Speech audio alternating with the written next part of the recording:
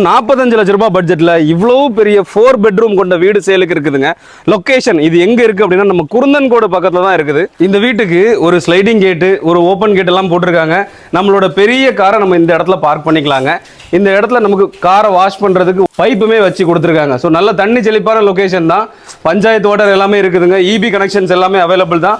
So டீசென்டான set back இருக்குது. நல்ல தேக்குல ஒரு டோர் போட்டிருக்காங்க, மெயின் டோர். ஸோ உள்ள வந்தோம் அப்படின்னா நல்ல ஹால், டீசென்டான ஹால் இருக்குது. மொத்தம் 4 பெட்ரூம் இருக்கு இந்த வீட்டுக்கு. கிரவுண்ட் ஃப்ளோர்ல 1 பெட்ரூம் வித் அட்டாச்டு பாத்ரூமோட வருதுங்க. ஸோ இந்த பேசேஜ்ல சூப்பரா ஒரு வாஷ் பேசின் செட் பண்ணிருக்காங்க. ஒரு மிரருமே வச்சு இந்த லைட்டிங் சூப்பரா இருக்குதுங்க. ஸோ இந்த சைடு வந்தோம் அப்படின்னா நமக்கு ஸ்பேஷியஸான கிச்சன்.